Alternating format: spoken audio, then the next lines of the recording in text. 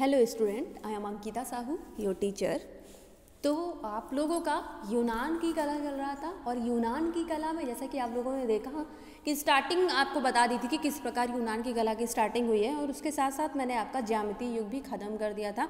Then आपका second जो period start हुआ था वो था आर्केइक पीरियड, है ना। तो हमने आर्केइक युग के बारे में बहुत सारी चीज़ें पढ़ भी ली थी और बाकी की जो बची हुई चीज़ें हैं वो हम इस वीडियो में पढ़ेंगे और आपकी नेक्स्ट वीडियो भी हम इसी के बारे में डिस्कस करेंगे।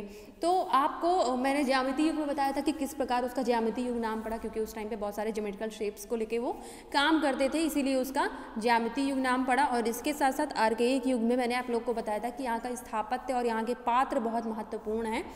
तो देखते हैं कि क्या चीज़ें रही हैं, और स्कल्पचर भी यहाँ पे जो बनाए गए हैं वो भी बहुत महत्वपूर्ण थे। तो चलिए देखते हैं इसमें आगे क्या है। तो आर्केइक युग में स्वतंत्र मूर्तिकला का विकास भी हुआ। इसमें कुछ मूर्तियां टेराकोटा या कास्ट की भी मिली हैं, किंतु अधिकांश मूर्तियां संगमरमर की हैं, जो यूनान में बहुतायत से मिलता था। विशेषता पैरोस नासोस आयातित होता था। तो देखिए, जो मूर्तियां यहाँ पे बनी हैं वो कैसी बनी हैं? स्वतंत्र रूप में, मतलब कोई भी टॉपिक को लेके वो स्कल्पचर बनाते थे। और सबसे ज़्यादा जो विकास देखने को मिलता है स्कल्पचर में और यूनान में, वो इस युग में देखने को मिलता है। और इसके साथ साथ जो टेराकोटा की मूर्तियां भी बनी हैं, टेराकोटा आप सभी को पता है बेक्ड क्ले, है ना। और इसके साथ साथ लकड़ी की भी मूर्तियां मिली हैं, लेकिन सबसे ज़्यादा मात्रा में जो मूर्तियां मिली हैं अधिकांशता वो किस में मिली हैं? तो वो संगमरमर में। और कैसा संगमरमर? श्वेत संगमरमर से बनी हुई मूर्तियां यहाँ पे मिली हुई हैं। तो यहाँ पे शोएब लिखा है, उसको श्वेत कर लेना आप लोग। सफ़ेद संगमरमर की बनी हुई मूर्तियां मिली हुई हैं, और ये जो है पैरोस और नासोस नगर में जाती थी यहाँ से बन के। फिर देखते हैं स्त्री पुरुष की ये आदमकद प्रतिमाएं दो प्रकार की बनाई गई हैं। एक रूप में हाथ पैर शरीर से चिपके ना होकर विभिन्न मुद्राओं में बनाए गए हैं, और दूसरी रूप में प्रतिमा ठोस बनाई गई हैं। पहला प्रभाव मिस्र से आया, जिनकी मुद्रा में केश विन्यास पूर्णतः मिस्री है। तो देखो, यहाँ पे जो स्त्री और पुरुष दोनों के स्कल्पचर बनाए गए हैं, दोनों के स्कल्पचर देखने को मिलते हैं। तो जो स्कल्पचर बने हैं वो कैसे हैं? आदमकद मुद्रा में है। मतलब कि आदमकद मुद्रा क्या होती है? जैसे पूरा आप ह्यूमन फिगर देखते हो ना, ह्यूमन फिगर का जो पूरा प्रपोर्शन होता है, प्रमाण होता है, तो पूरी उसी रूप में बनाई गई है। मेजरमेंट पूरा उसी रूप में लिया गया है।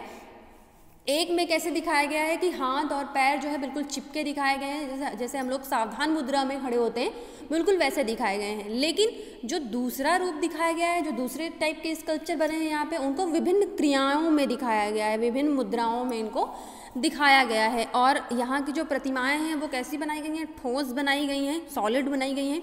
और इसके साथ साथ इसमें जो प्रभाव देखने को मिलता है वो आपका मिस्र का प्रभाव देखने को मिलता है। जैसे आप लोगों ने मिस्र के स्कल्पचर आप लोगों को दिखाए थे, जैसे नेफरतिति का स्कल्पचर दिखाया था आपको, है ना, और इसके साथ साथ स्फिंक्स भी दिखाए थे। तो उसी प्रकार का प्रभाव यहाँ पे भी देखने को मिलता है यूनान की कला की जो स्कल्पचर है उसमें भी। जैसे कि उनकी जो केश विन्यास है, केश विन्यास मतलब हेयर स्टाइल बनाने का तरीका है, और विभिन्न प्रकार की जो मुद्राएं हैं इनकी, तो वो सारी चीज़ें आपको मिस्र का प्रभाव यहाँ पे देखने को मिलता है। दूसरा प्रभाव आयोनिया से आया, जिसमें यथार्थ रूप के निरूपण की आधिकारिक प्रवृत्ति मिलती है।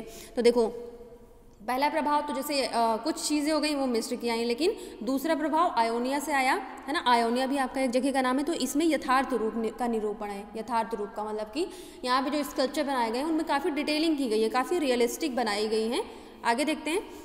ये प्रतिमाएं चमकदार जीवंत रंगों से रंगी गई, खुली हुई विशाल आंखें के सम्मुख मुद्रा, बायां पैर आगे बढ़ाए, दोनों हाथ कमर में सटाए हुए, खुले या मुट्ठी बांधे, घुंघराले बाल तथा रहस्यमय मुस्कान इन प्रतिमाओं की सामान्य विशेषताएं हैं। तो अगर ये जो स्कल्पचर बनाए गए हैं वैसे तो इन सफ़ेद संगमरमर से बनाए गए हैं, लेकिन जो कुछ टेराकोटा से बनाए गए हैं उसमें बहुत ही जो कलर्स का यूज़ किया गया है वो ब्राइट कलर का यूज़ किया गया है। और इसके साथ साथ इसमें जो स्कल्पचर बनाए गए हैं उसकी विशाल खुली हुई आंखें और सामने की तरफ खड़ी हुई स्कल्पचर, मतलब फ्रंट बिल्कुल पोजीशन में उसको दिखाया गया है, और बायां पैर थोड़ा सा आगे को बढ़ा हुआ दिखाया गया है, और हाथ जो है वो कमर में बिल्कुल सटे हुए दिखाए गए हैं, और जो मुट्ठी है वो या तो बंधी हुई दिखाई गई है या फिर खुली हुई दिखाई गई है। और इसके साथ साथ जो उनके बाल दिखाए गए हैं वो घुंघराले हैं, और इनके चेहरे पे एक रहस्यमयी मुस्कान भी है, जो कि इन स्कल्पचर की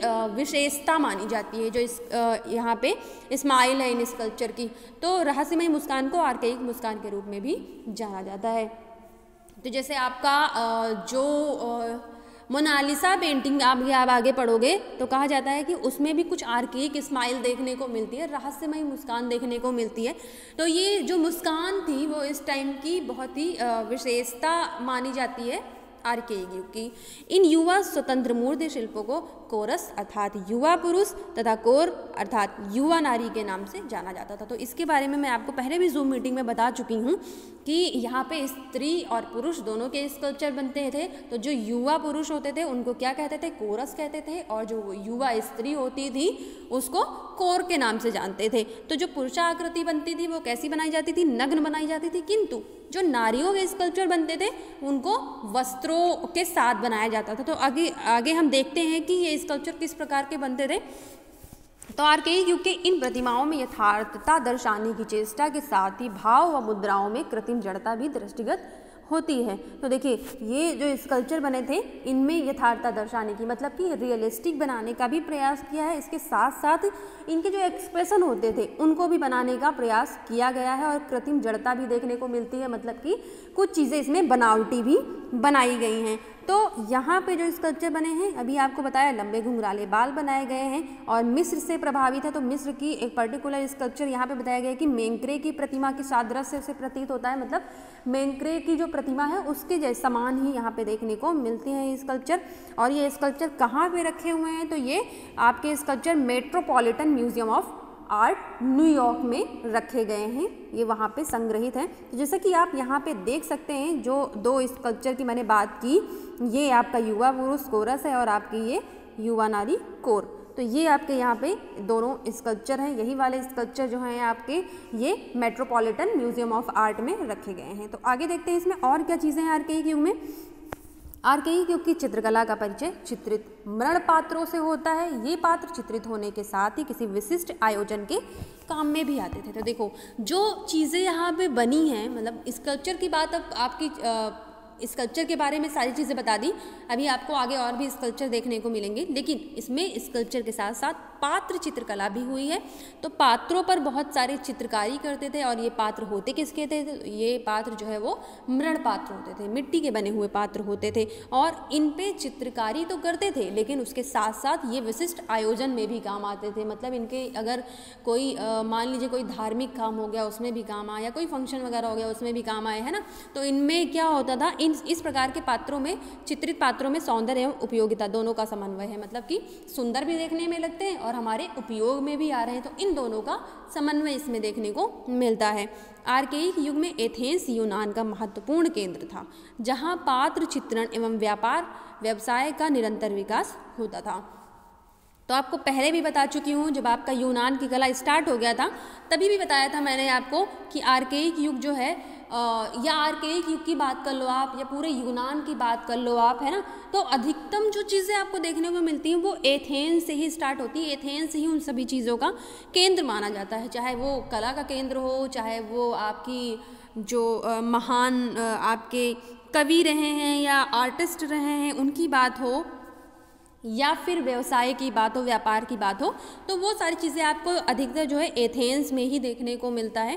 तो एथेनियन चित्रकारों ने पात्र चित्रण में कोरिन्थियन शैली की तकनीकें भी ग्रहण की, जिसमें काली आकृति चित्र शैली प्रमुख थी।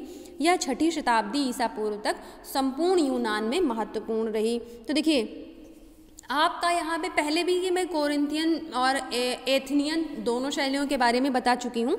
तो जो भी यहाँ पे पात्र मिले हुए हैं उन पर जो चित्रण मिला हुआ है, तो जो एथेनियन चित्रकारों ने पात्र चित्रण में कोरिन्थियन शैली की तकनीकें अपनाई और यहाँ में जो पात्र बनते थे उन पे चित्रण किया।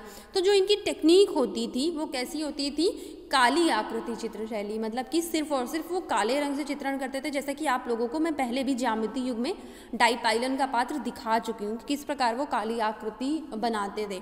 बस फ़र्क सिर्फ इतना था कि उसमें ज्योमेट्रिकल शेप्स को लेके बनाते थे, इसमें उन चीज़ों को चेंज किया हुआ है, इसमें थोड़ा डिटेलिंग में काम हुआ है। तो ये सारी चीज़ें जो हो रही थी वो 6ठी शताब्दी ईसा पूर्व में पूरे यूनान में आपकी फैल गई थी। तो ये आपकी काली आकृति चित्र शैली है। आगे आप लाल आकृति चित्र शैली भी पढ़ोगे जो कि सिर्फ इसके बिल्कुल अपोजिट थी, है ना। तो ये आपका पात्र चित्रकला हो गया और आपका स्कल्पचर के बारे में बात हो गई। बाकी का जो आर्केइक युग है पात्र चित्रण हो गया आपका, या फिर बाकी के जो स्कल्पचर और आर्टिस्ट के बारे में हम नेक्स्ट वीडियो में पढ़ेंगे। अभी इस वीडियो से रिलेटेड अगर आपको कुछ नहीं समझ में आया हो तो मुझसे जूम मीटिंग पर डिस्कस करेंगे। Thank you.